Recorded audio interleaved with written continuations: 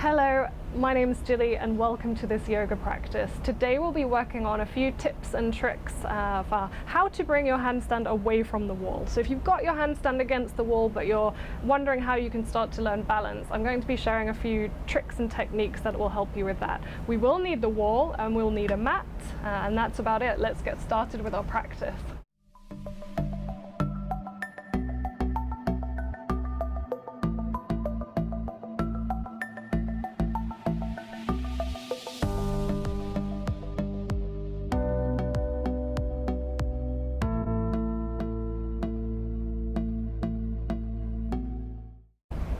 So in today's practice, we're going to focus a little bit more on the techniques and the tricks for getting your handstand away from the wall. But we do want to do just a little bit of a warm up before we get into that. So starting by paying a little bit of attention to the wrists, rolling the wrists in circles, one direction and the other direction. You can take this into the elbows as well now, so taking the elbows in circles, you can keep the hands going at the same time, do some kind of crazy funky dance, changing directions. And then we'll bring it into the shoulders, rolling the shoulders forward and back, bringing the arms, elbows and the wrists into it, big circles. Yeah, both directions, you can change and release. And give it all a little bit of a shake and a wiggle. Let's move into downward facing dog. Stretch and pedal the legs, one way and the other way. Then we'll step the left foot forward, drop the back knee down and bring the arms up to the sky for a lunge. So you can rest the hands here, you can keep the arms up. What we're really working on is that flexion extension in the legs, which helps us have a bit more mobility when we're kicking in and out of handstand. So a few breaths to drop and sink the hips. Keep those hips nice and square towards the top of the mat. Keep the chest open. Fingertips down, hands are on the floor or blocks. Lift the front heel and stretch the back of the left leg. So our half split, Ardha Hanumanasana. Getting into the Achilles, calves, hamstrings.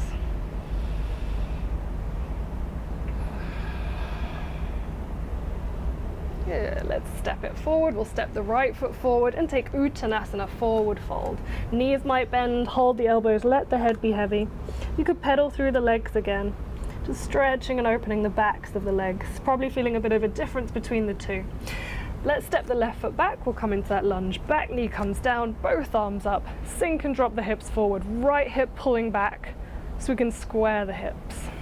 Again, you can keep the arms up, or if it's a bit more chilled today, you can rest the arms down, save a bit of energy for later when we're doing our handstand. Dropping the hips towards the floor. Then we'll bring the fingertips down, send the hips back, and lift the toes. And a Hanumanasana, half split. Drag that heel towards you. Yeah, if you're wanting to work a little more on hamstrings, getting a bit more open there, do check out my video from a couple of weeks ago.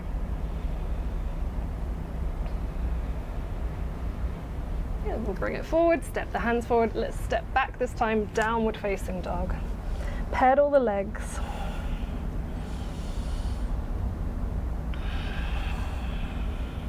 Bring the knees down to the mat, keep the toes tucked under and come up onto the fingertips. We'll start to walk the fingers forward now for puppy pose. So the chest comes down towards the floor and the ears stay in between the biceps. So we're not overstretching this one, tailbone nice and high. Open up the armpits, the shoulders. See if you can round the outer shoulders towards the floor so you're broadening the upper back. 2 nice deep breaths.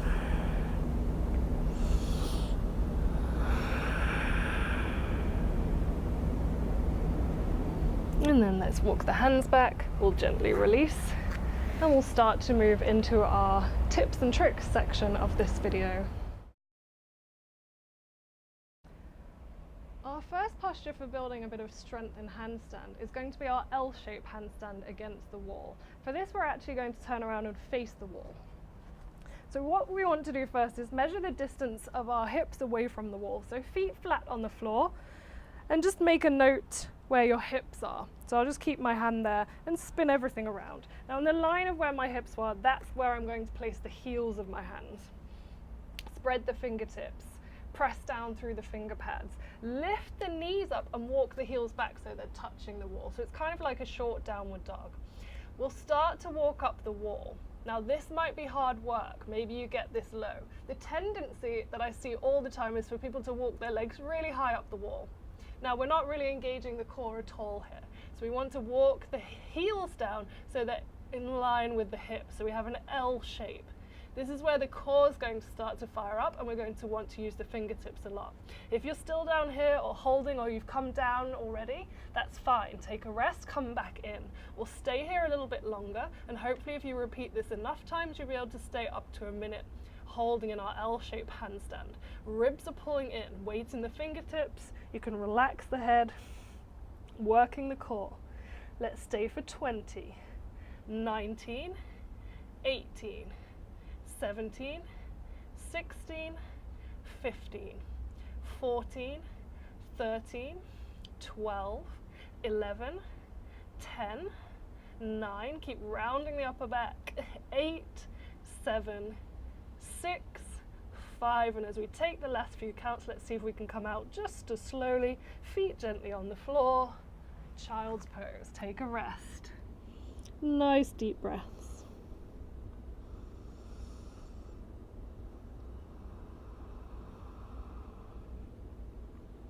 Coming back up into a kneeling position, giving the wrists a nice roll and a release.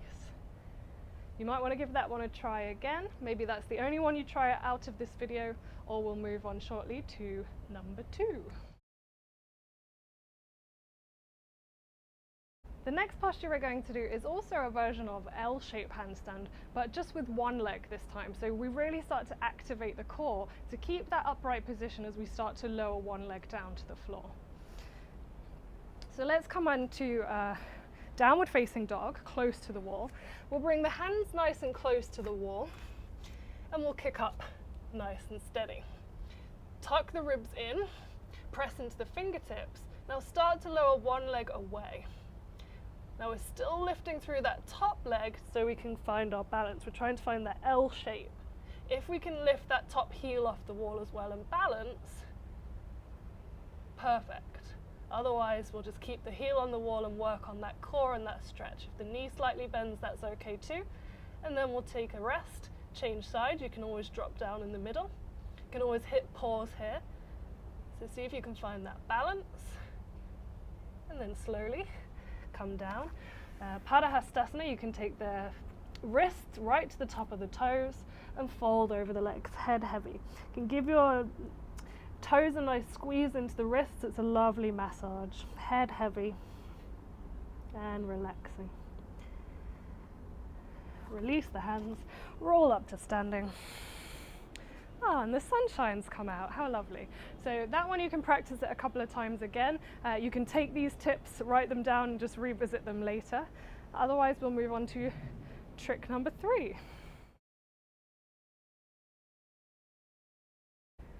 So the third tip that I'm going to work on today is all in the fingertips. So quite often when you'll advance your handstand practice, working with press handstand, you'll just quite realize how important the fingertips are. So if you're just learning to balance, it's good to start bringing that awareness in right away. So what I'll be doing is kicking up to the wall just like we did before, both feet together, heels on the wall. The heels are glued together, they don't separate.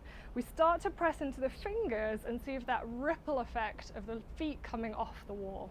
If we can hold it, that's great. Maybe we drop back to the wall and we try again, press the fingers. If we drop down too far, we'll come all the way down, that's fine. We just kick back up again and maybe have a few tries. Let's see if I can demo this one. So hands again, nice and close to the wall. And we'll kick up. Good. Heels together, ribs closing towards the pelvis, leg squeezing, use the fingertips. So I'm not sure if you can see in the video, but just as I press into the fingers, the heels start to lift. And then I can balance. And then maybe they go back. I'll lift up again, press into the fingers, and this time press too far, so I came down too far. So you might want to hit pause again and have a go at just that technique of pressing into the fingers and feeling that ripple effect of the whole body lifting off the wall. Give that a few goes, or make a mental note, try it a few times every day. Otherwise, up comes tip number 4.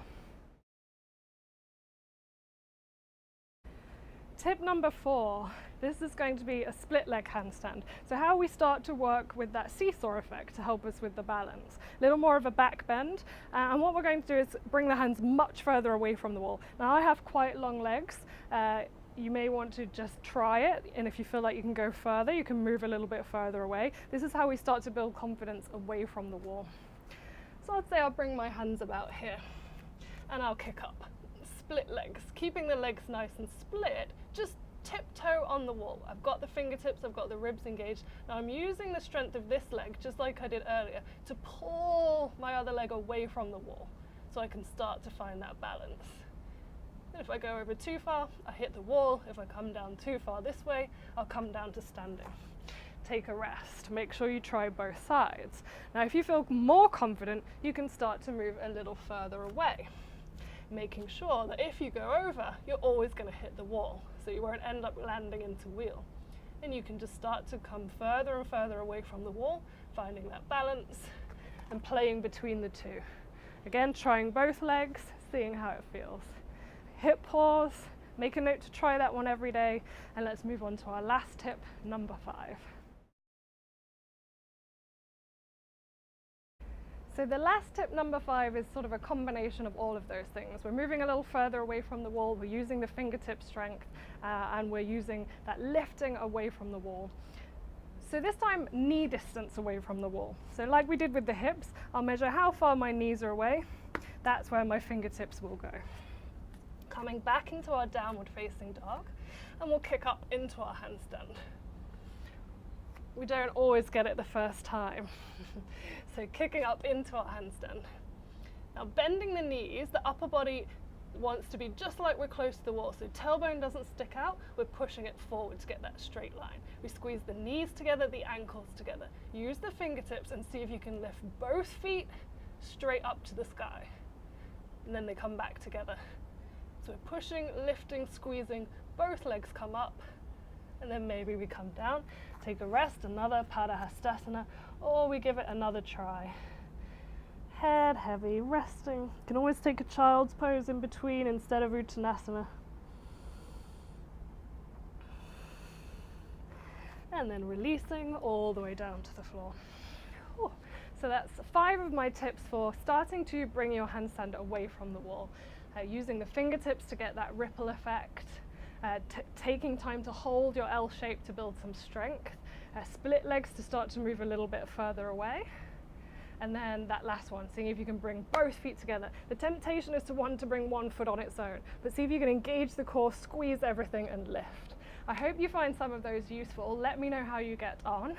The sunshine is out now, it's super hot up here, so maybe I'll just enjoy some time outside in the sunshine or the shade. Have a great day, and hopefully I'll see you up here again next time. Thank you. Namaste.